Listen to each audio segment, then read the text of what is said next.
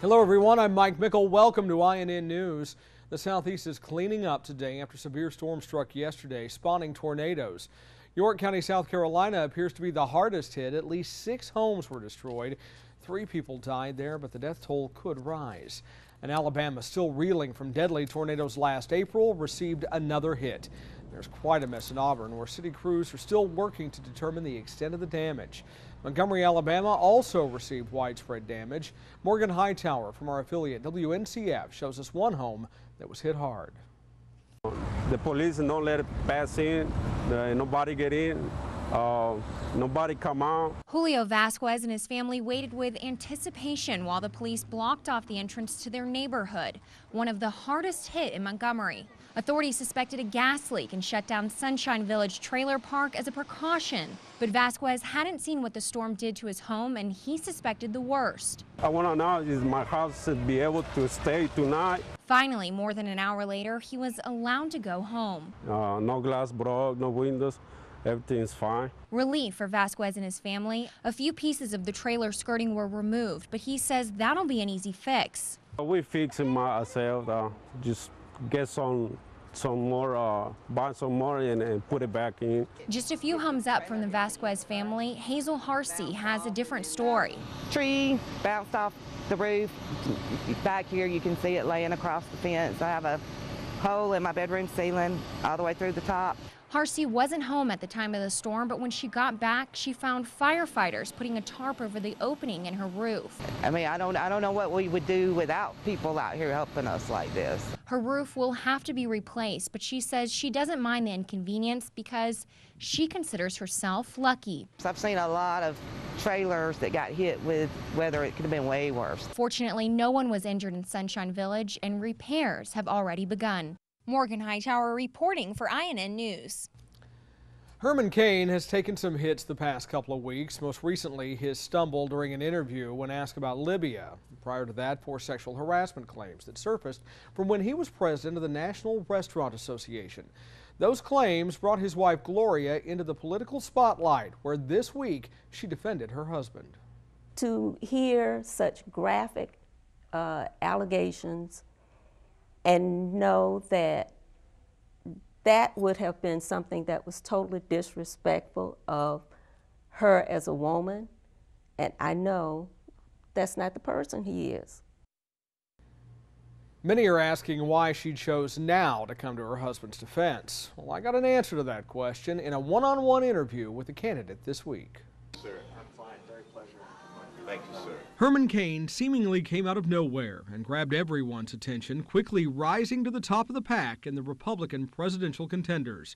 But most recently, the bold and outspoken candidate has found himself under fire, with 4 women accusing him of sexual harassment during his days as head of the National Restaurant Association.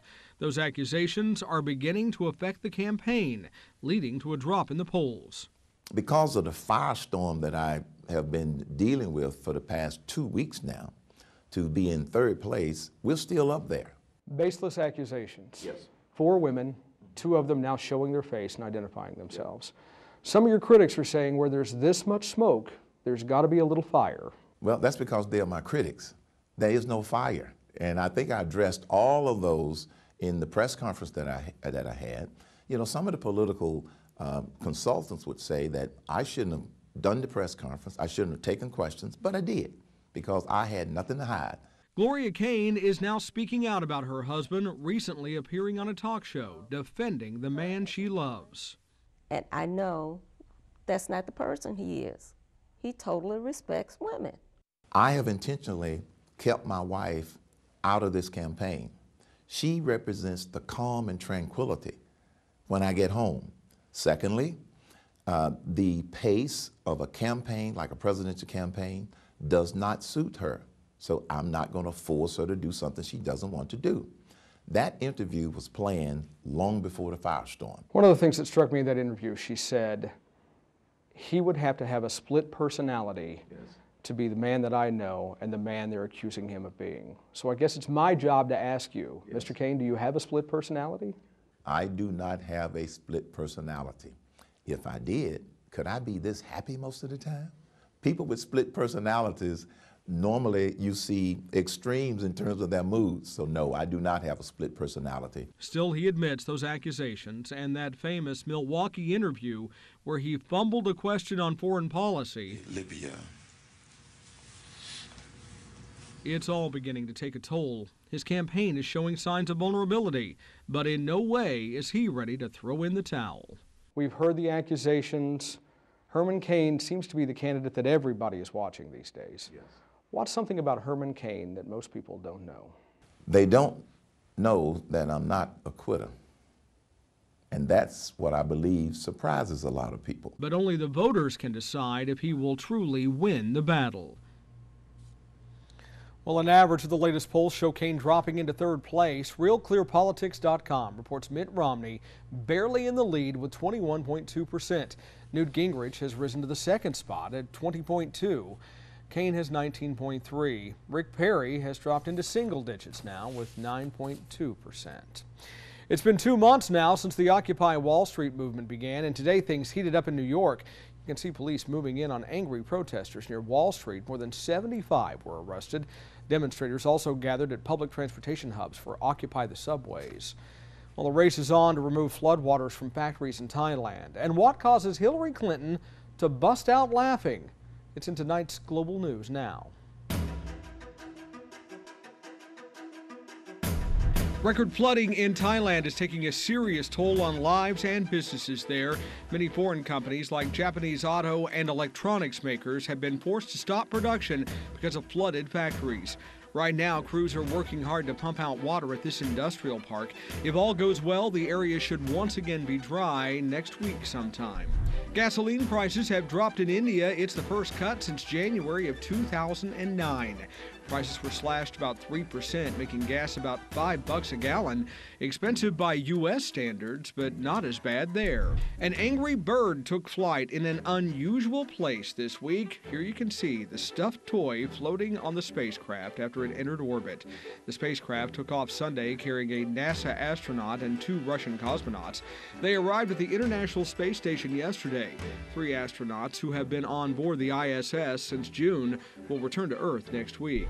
Secretary of State Hillary Clinton had a little light relief during last weekend's APEC meeting in Hawaii. A dancer wearing only a loincloth and carrying a torch unexpectedly ran by as she was meeting with Hong Kong's chief executive. Clinton quickly noticed the torch runner and burst out laughing. The State Department says the incident was not a security breach. And that's your Global News Now. Well, can't find a job? Put on the heavy parka and make a move. Ryan Bass has that and more as he gets back to business. Check your inbox for a Delta Airlines email. If you have one, it may be scam. Delta says people are getting messages saying they purchased a Delta ticket and then an invoice or receipt is attached to the email. Don't open the attachment. Delta says it may contain potentially dangerous computer viruses. Delta says its email communications with travelers always ends in @delta.com.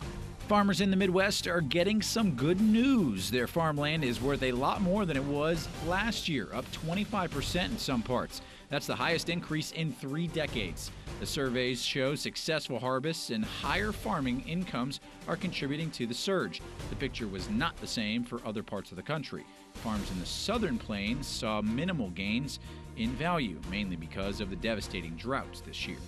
For those looking for a job, Alaska and North Dakota should be a place to start looking. Consultants at IHS Global Insight say those 2 states are the only ones where unemployment has returned to pre-recession levels. Michigan, Nevada, and Rhode Island are among the worst states to be looking for a job. Employment levels in those states not expected to reach pre-recession levels until 2017. For your Back to Business, I'm Ryan Bass. Well, he may be little, but he sure is fast. This little Yorkie snarled traffic on a Tempe, Arizona freeway yesterday. Police chased the dog and had trouble keeping up. The dog had escaped after his owner's car rolled over. Now, she's okay. Eventually, police nabbed the dog and brought it back to her. There's still plenty more to come on INN. We take you to Turkey, Texas, where people there are being asked to gobble up something else next week. Plus, who needs to be running to the dry cleaners this time of year? Not you. We have a simple fix for that. And tires usually aren't an exciting purchase. Until now. how soon you'll be able to add a little more flair to your car. It's coming up on INN.